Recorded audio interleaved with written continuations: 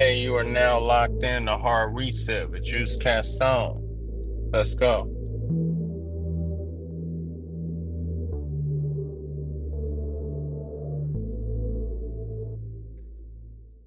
Hello, hello, hello, hello. Welcome to episode 15. This episode, I'm gonna talk about how to navigate your situation. More specifically, not everyone is blessed to be put in a situation where your family is well off and they have connections. You know, they have the resources to put you in good positions. Not everyone has that. So,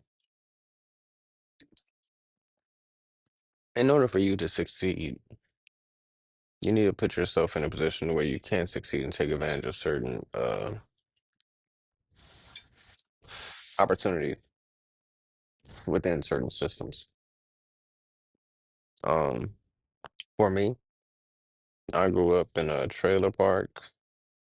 Then we moved into an apartment, and then this was like from when I was like a kid to like elementary, and then we lived in an apartment until I was a junior in high school. And then, my mom bought a house. So, money wasn't, abundant. Um, and we made do what was do, and then you know, I graduated. One thing I could say, there's probably a lot of extenuating circumstances and other factors that play into it, but I didn't take advantage of school while I was in high school, like academically. I just didn't.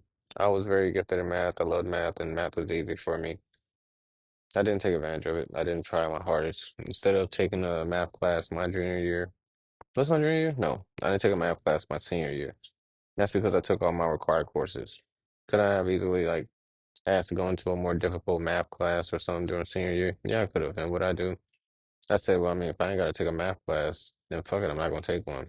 And I still took in Texas they have state exams.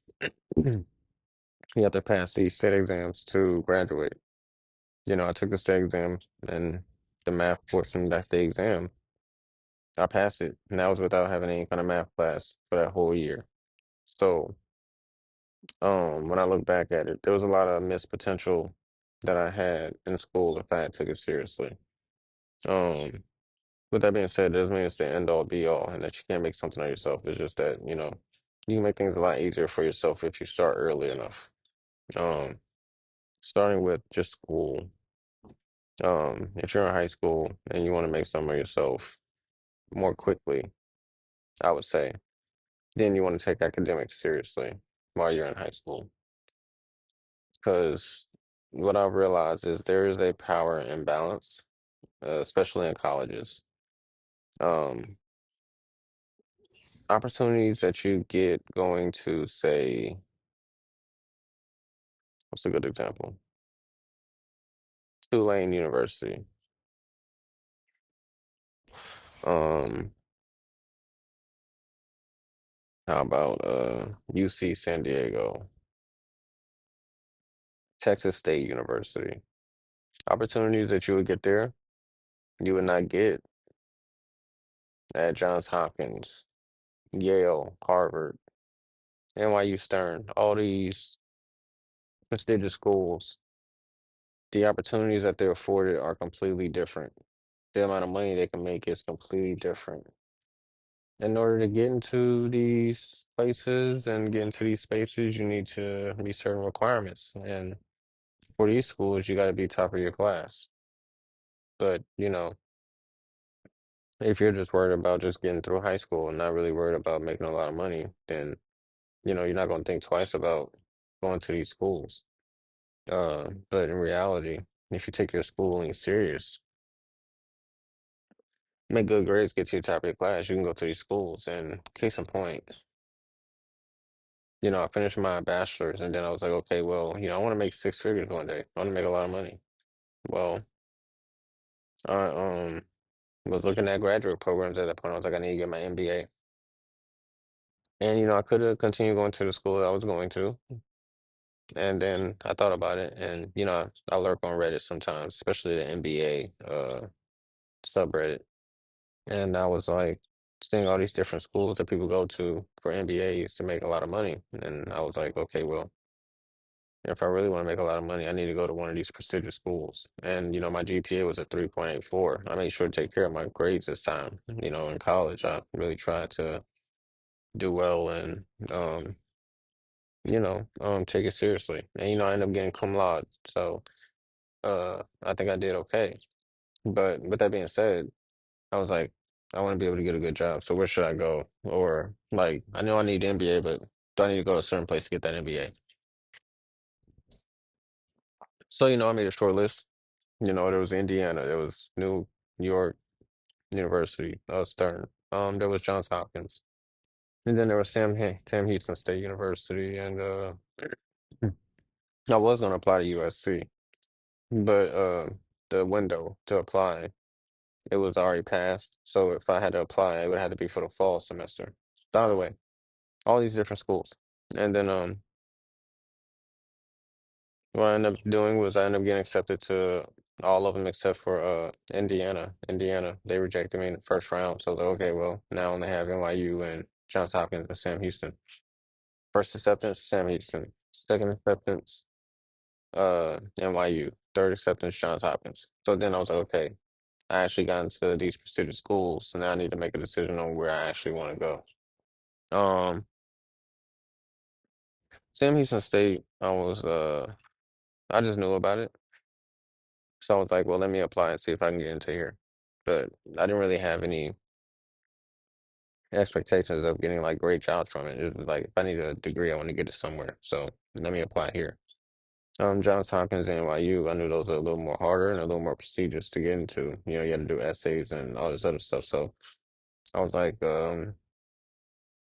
obviously the one I should pick is one of these two if I want to get a good job. I always hear about in Stern they get good financial jobs, and I hear Johns Hopkins they're early, they're fledgling, but they're getting opportunities for good financial jobs and good paying jobs in general. So I was like, okay, it's got to be one of these two. And then it came down to the point to where in Stern you have to go to the campus, every weekend or every other weekend or something like that for your classes. You can't just take it off online fully. It's online and then it's in person a little bit. And then Johns Hopkins, I can take it fully online. And I live in Maryland. So it took a lot of thought, but I realized, what's best for my family is for me to go to Johns Hopkins. So I chose Johns Hopkins, and one of the first things I wanted to do was take advantage of being at that school and trying to see if I can get a good paying job. And one of the earliest examples is a beer manufacturer. They're hiring for a shift supervisor, and they have one of their career fairs basically, and this career fair was virtual. And basically, what you do is you just look at the times they're available. You press that time, and then you automatically have an interview with them. There's no hoops or anything. It's like you're in front of them and you're talking to them. So I picked one of them, and you know, got past that first interview, even though they were gatekeeping, which I'll probably talk about in a later episode. My whole experience in general was kind of rough, but I'll talk about all that later. And then once I did that, I basically they're like, yeah, we want you to apply for the job, and I was like, okay, cool. Um, And then when I looked at the salary range, it was like 82 to 90,000, 97,000, and I was like, oh, that's crazy. And then they use Handshake to see to do these career fairs. And on the Handshake, when you go to these career fairs, you can see the schools that are invited to these virtual career fairs to talk to these jobs. So, I decided to do a little quick browse, and literally all the top schools were schools that were invited to this career fair. And I just knew in my head, I was like, if I would have chose Sam Houston State or, the school I went and got my bachelor's at, I would not have gotten the opportunity to even look at any of these companies, nor would they even look at me. Like it just wouldn't have happened. And it's crazy, but just because you get a degree doesn't mean it's going to set you up for success. Where you go is very important, actually, and not to be an elitist or anything. It's literally the system in the country that sets it up this way. Certain schools get paid certain money to allow you to be afforded certain opportunities. The top schools, they work with these big companies to give their students the opportunity. So when you think about where you're applying, you got to think about the opportunities you can get from going to these schools. Um, and I never would have had the opportunity to interview for that job if I didn't go to Johns Hopkins. So, you know, when you're thinking about your situation and how you want to approach it, you got to know that there's certain systems in place and that even if, you know, you're not afforded opportunities in the beginning, all you need is your foot in the door and then you can pretty much go for it. For me, the plan I had, it varied often, but since I dropped out, I went to TSU and I went to Prairie View. Um, I went to HBCUs and I love them. Um, but I dropped out. Um, when I finished my schooling later on, uh, one of the main things actually, before I even finished, I knew I needed to go to the military so I can have them pay for my school because it's expensive. And I was already taking student loans out initially to go to school. So, I owe that money. As I told you before, there was garnishing my checks. So I went to the Navy and I got the GI Bill or whatever. And I used that to pay for my bachelor's. And, I used that to pay for my bachelor's. I took full advantage of when I went back to school this time and got good grades, which allowed me to go to these graduate schools where I can be afforded good opportunities. And, I didn't use all of my GI Bill. I'm actually using it a portion to pay for graduate school. So while I'm in graduate school, I'm still not having to pay for it. And not to mention, I'm still being afforded these opportunities to look at these different jobs. So, I didn't have the privilege and didn't have the opportunities initially to do certain things, but, I just used the system to get to where I need to go. If I gotta sacrifice my life for the country and to change my life financially to get into a better spot and go into the military, then so be it. That's what I'm gonna do. So that's what I did, and in the end, it ended up working out because I finished my degree, and now I'm in graduate school at one of the top schools in the country. Um, so when you look at yourself and you see that you're not afforded certain opportunities, you got to realize that sometimes you might have to either take a risk or do some heavy research to see on how you can flip your situation to put yourself in a better position. You got to research. Research is very important. Um, Once you research, you can have an idea of what you need to do. If you know you need to make a hard reset and make a real adjustment to your life and take a risk and, join the military, something like that, just so you can be afforded these opportunities, I say go for it. Do what you got to do so you can be better in the future and just take care of yourself. Um,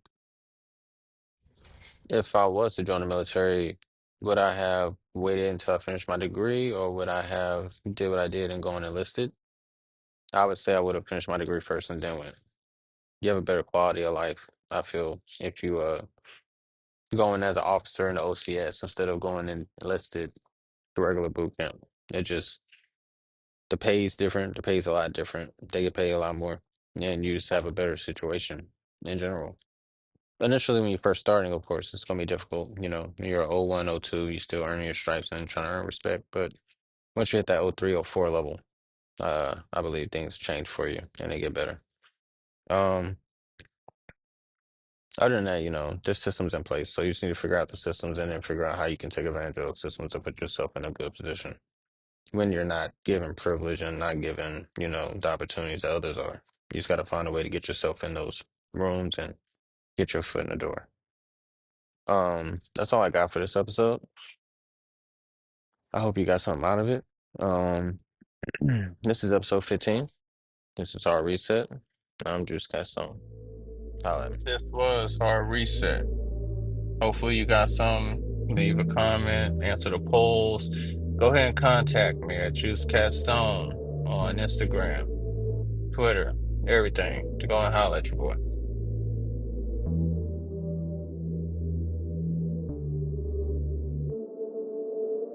Mad thoughts just going through my head.